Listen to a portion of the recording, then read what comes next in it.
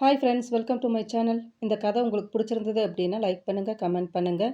நீங்கள் நம்ம சேனலுக்கு புதுசாக இருந்தீங்க அப்படின்னா நம்ம சேனலை சப்ஸ்கிரைப் பண்ணிக்கோங்க. என் சுவாச காற்றே பாகம் 10. அர்ஜுனின் வீட்டில் அனைவரும் ஹாலில் அமர்ந்திருக்க ராகவிதான் பேச்சை தொடங்கினாள் தாய் தந்தையிடம். அம்மா, கீர்த்தியை அவங்க ஸ்கூல் ஹாஸ்டலில் சேர்க்கிறதா முடிவு பண்ணியிருக்கேன்மா. அடுத்த வருஷம் 12th. இப்போலேருந்து ஸ்டடீஸில் இன்னும் கான்சென்ட்ரேட் பண்ண நினைக்கிறா. எங்களுக்கும் அதுதான் சரின்னு தோணுது என்று அவர் பேச்சை முடித்தார். ஜீவன் எதுவும் பேசவில்லை. அவர் முகத்தில் இருந்த உணர்வே அவரின் விருப்பமின்மையை காட்டி கொடுத்தது. சுந்தரம் தாத்தா, ஏம்மா, கீர்த்தி நல்லா படிக்கிற பொண்ணு தானே, எங்கே இருந்தாலும் அவள் நல்லா படிப்பா, ஏன் ஹாஸ்டலில் சேர்க்கணும் என்று கூற, கீர்த்தி தாத்தா பாட்டி நடுவில் சென்று அமர்ந்து, ப்ளீஸ் தாத்தா, ஹாஸ்டலில் ஃப்ரெண்ட்ஸ் எல்லாம் இருக்காங்க, குரூப் ஸ்டடி பண்ண ஈஸியாக இருக்கும். சில டீச்சர்ஸ்லாம் ஹாஸ்டலில் தான் ஸ்டே பண்ணி இருக்காங்க. படிக்கிறதுக்கு ஸ்ட்ரிக்ட் டைமிங் ஃபாலோ பண்ணுறாங்க. எனக்கு நிறைய மார்க் ஸ்கோர் பண்ண ஈஸியாக இருக்கும். உங்களுக்கே தெரியும், எனக்கு டாக்டர் ஆகணும்னு ஆசை. அதுக்கு நான் இப்போ எடுக்கிற மார்க்ஸ் பத்தாது தாத்தா, நான் ஹாஸ்டல் போக சம்மதிங்க தாத்தா என்று பேத்தி உருகி கேட்டதில் தாத்தாவால் மறுக்க முடியவில்லை. மீனாட்சி பாட்டியும் சம்மதித்தாள். காரணம் என்னதான் அவர்கள் எல்லோரும் ஒன்றாக இருந்தாலும் மகள் இப்போது இன்னொருவர் மனைவி. ஆதலால் தன்னால் அறிவுரை மட்டுமே கூற முடியும். அவள் குடும்ப விஷயத்தில் முடிவு எடுக்க முடியாதே. அது மட்டுமின்றி செல்லப்பேத்தியின் சமாதான வார்த்தைகள் ஏற்புடையதாக இருக்க அவரால் சரி என்பதை தவிர வேறு எதுவும் கூற முடியவில்லை. தாய் தந்தையே சம்மதித்த பின் தாய் மாமன்களால் அவர்களின் விருப்பமின்மையை சொல்ல முடியவில்லை. அனைவரும் ஒருமனதாக சம்மதித்தனர். வாரத்தின் இறுதி நாட்களில் கண்டிப்பாக இங்கே வர வேண்டும் என்ற கட்டளையோடு எல்லோரும் கீர்த்தியிடம் ஹாஸ்டல் போவதை பற்றி பேசிக் கொண்டிருக்க அர்ஜுன் மற்றும் விக்ரமை கூர்மையாக நோக்கி கொண்டிருந்தான். எதர்ச்சியாக அண்ணனின் பக்கம் திரும்பிய விக்ரம், இவன் எதுக்கு இப்ப நம்மளை இப்படி பார்க்கறான், எதுக்கோ சிரிச்சு வைப்போம் என்று தனது மொத்த பல்லையும் காட்டி ஈ என்று இழுத்து வைத்தான். அதில் காண்டான அர்ஜுன் அவனை முறைத்து விட்டு எழுந்து அவன் அறைக்கு சென்று விட்டான். கீர்த்தி இன்னும் ஒரு வாரத்தில் ஹாஸ்டல் செல்ல வேண்டும். விக்ரம் தோட்டத்தில் நின்று அலுவலக கால் ஒன்று பேசிக் கொண்டிருக்க கீர்த்தி வந்து நின்றாள். அவளை பார்த்ததும் போனில் பிறகு பேசுவதாக கூறி அழைப்பை துண்டித்துவிட்டு அவளை நோக்கி, என்ன கீர்த்துமா, திடீர்னு ஹாஸ்டல் போகிறேன்னு ஷாக் கொடுத்துட்ட? எனிவே, நான் ஹாப்பி தான்.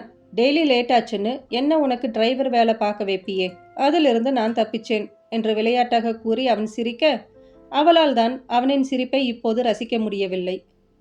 மாமா, என்னை எங்கேயாச்சும் கூட்டிட்டு போறீங்களா ப்ளீஸ் என்று கேட்க, இதுக்கு ஏன் கீத்துமா ப்ளீஸ் எல்லாம், இரு பைக்கு எடுத்துட்டு வரேன் என்று உள்ளே சென்று துள்ளலோடு வெளியே வந்து பைக்கை ஸ்டார்ட் செய்து, எங்கே போகலாம் கீத்து என்று கேட்க, வடபழனி முருகர் கோயிலுக்கு போலாம் மாமா என்றாள்.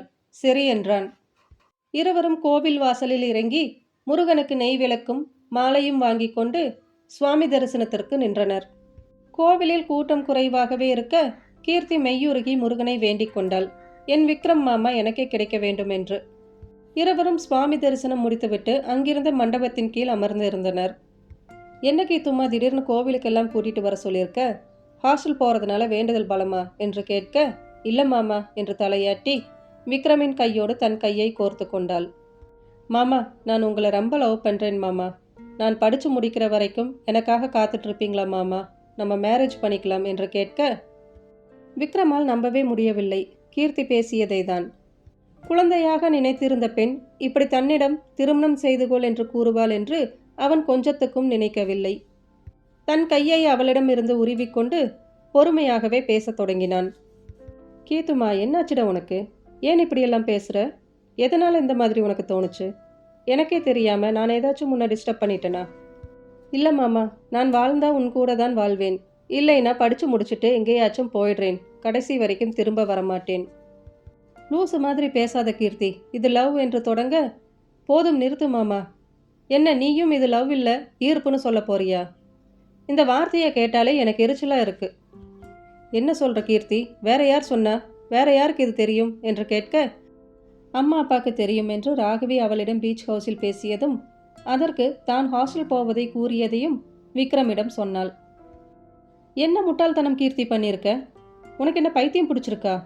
ஒழுங்கா உன் மனசில் உள்ளதெல்லாம் தூக்கி போட்டுட்டு படிக்கிற வேலையை மட்டும் பாரு. வீட்டில் எல்லாரும் உன் மேலே ரொம்ப நம்பிக்கை வச்சுருக்காங்க, ஒழுங்கா படித்து டாக்டர் ஆகு, அதுதான் என்னோட ஆசையும். நீ எனக்கு எப்போதும் குழந்தைதான் என்று சொல்லி அங்கிருந்து எழுந்தான். கீர்த்தியும் அவனோடு எழுந்தாள். மாமா ஒரு நிமிஷம் நான் சொல்றத கேளு என்று கூற, பேசுனது போதும் வீட்டுக்கு போலாம்பா என்று கிளம்ப, நான் வரல, நான் இன்னும் பேசி முடிக்கல. கீர்த்தி என்ன பழக்கம் இது, அடம் பண்ணிட்டு இருக்க, ஒழுங்கா வா என்று அவள் கைப்பிடித்து இழுத்து கொண்டு போக, விடு மாமா விடுன்னு சொல்றேன்ல என்று அவள் கையை உதற முயல, அவளால் அவள் கையை விக்ரமின் கையிலிருந்து பிரிக்கவே முடியவில்லை. மாமா நான் உன்கிட்ட பேசணும் ப்ளீஸ் என்று கெஞ்ச, அவள் பேச்சை சற்றும் காதில் வாங்காமல் வண்டியில் ஏற்றிக்கொண்டு வீடு வந்து சேர்ந்தான். இரவு உணவை முடித்துக்கொண்டு அனைவரும் அவரவர் அறைக்கு சென்றிருக்க, கீர்த்தி யாரும் அறியாமல் மாடியில் உள்ள விக்ரமின் அறைக்கு சென்றாள். அவளை கண்ட விக்ரமிற்கு கோபம்தான் வந்தது. நீ எதுக்கு இங்க வந்த? உன் வீணா போன காதல் கதையை கேட்க எனக்கு விருப்பமில்லை, ஒழுங்கா போயிடு என்று சத்தம் போடாமல் அதே நேரத்தில் அழுத்தமாக கூறினான். முடியாது மாமா, நான் உன்கிட்ட பேசணும். என்ன எளவு பேசணும், பேசி தொலை என்று சலிப்பாக கூறினான் விக்ரம். மாமா நான் உன்மேல வச்சிருக்க காதல் ஈர்ப்பு இல்லை மாமா, பியூர் லவ்.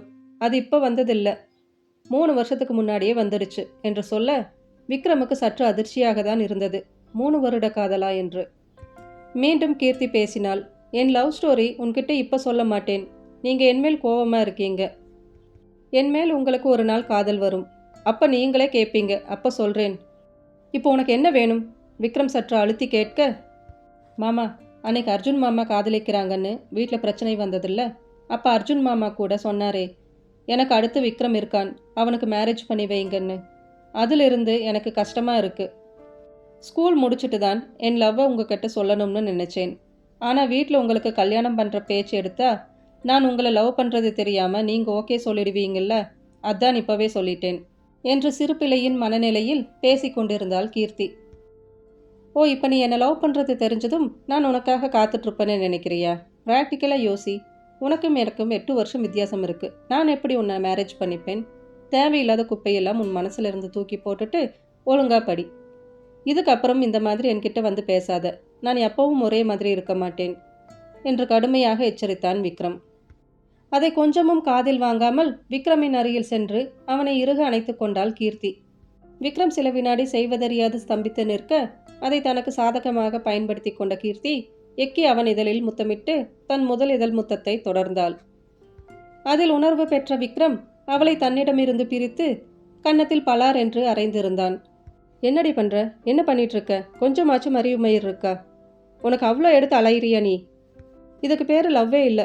உன் வயசுக்கு உன் உடம்பு ஆம்பளை சுகம் கேட்குது, அதுக்கு நீ லவ்னு பேர் வச்சுக்கிட்டு அலையிற. வெளியே எவன் கூடவாவது போனால் பிரச்சனை வந்துடும். வீட்டில் அர்ஜுன் தனி ரகம், இவன் தான் இழிச்சவாயன்னு என்கிட்ட உன்னை அடக்க வந்துட்டியா என்று விக்ரம் கோபத்தில் என்ன பேசுகிறோம் என்று தெரியாமல், சிறு பெண் என்றும் பாராமல் அவளை பார்த்து பேசக்கூடாத வார்த்தையெல்லாம் பேசிவிட்டான். மாமா என்று அரையதிர கத்தியிருந்தாள். அவர்களின் நல்ல நேரம் வீட்டில் அனைவரும் நல்ல உறக்கத்தில் இருந்ததால் அவளின் குரல் யாருக்கும் கேட்கவில்லை. போதும் நிறுத்திடுங்க, எவ்வளோ தப்பான வார்த்தை பேசிட்டீங்க என்னை பார்த்து. நான் அப்படியா? சொல்லு மாமா, நான் அப்படியா என்று கேட்க, விக்ரமிற்கு அப்போதுதான் அவனின் வார்த்தையின் வீரியம் புரிந்தது. அவள் முத்தமிட்ட அதிர்ச்சியிலும் கோபத்திலும் வார்த்தைகளை எக்குத்தப்பாக விட்டுவிட்டான் விக்ரம். அதற்காக மனதளவில் இப்போது வருந்தவும் செய்கிறான். ஆனால் அவளிடம் மன்னிப்பு கேட்கவில்லை. தன் மீது உள்ள வெறுப்பு அப்படியே இருக்கட்டும். சிறு பெண், படிப்பில் கவனம் செலுத்த வேண்டும். தன்னால் அவள் டாக்டர் கனவு கெடக்கூடாது என்று அவன் பேச்சின் வீரியம் உணர்ந்தும் உணராதது போல் அவளிடம் காட்டிக்கொண்டு நின்றான். என்னை ரொம்ப அசிங்கப்படுத்திட்ட மாமா, தாங்கவே முடியல. இவ்வளோ கேவலமாக என்னை பேசிட்டிய மாமா என்று வாயில் கை வைத்து தேம்பி தேம்பி அழுது கொண்டிருந்தாள். என் லவ் தோத்துருச்சு, எனக்கு வேண்டாம் என்று என்னென்னவோ அவள் புலம்பிக் கொண்டு நிற்க, கடைசியாக அவனின் முகத்தை பார்த்து, நீ எனக்கு வேண்டாம் மாமா, வேண்டவே வேண்டாம், இனிமேல் நான் உன் மூஞ்சில முழிக்க மாட்டேன் என்று சொல்லி அங்கிருந்து சென்றிருந்தாள். இரவு முழுவதும் அழுது கொண்டே இருந்தாள். நான் அப்படிப்பட்ட பொண்ணா மாமா, எதுக்கு என்னை பார்த்து அவ்வளோ கேவலமான வார்த்தைகள் சொன்ன என்று புலம்பிக் கொண்டே அழுதாள். அதிகமான மன அழுத்தத்தில் காய்ச்சல் வந்துவிட்டது. விடிந்தும் இன்னும் வெளியில் வராமல் இருந்த மகளை பார்க்க வந்த ராகவி அவளின் காய்ச்சலை கண்டு பதறி உடனே மருத்துவரை அழைத்து வரச் சொன்னாள். அப்பவே வீட்டில் இருப்பவர்களுக்கு விஷயம் தெரிந்து அவளை வந்து தாங்கிக் கொண்டனர். மருத்துவர் வந்து ஊசி போட்டு மாத்திரை கொடுத்தார். காய்ச்சல் கொஞ்சம் இறங்கி இருந்தது. கீர்த்தியை ஓய்வு எடுக்க விட்டு அனைவரும் வெளியே வந்தனர். அனைத்தையும் பார்த்து கொண்டிருந்த விக்ரமிற்கு குற்ற உணர்ச்சியாக இருந்தது.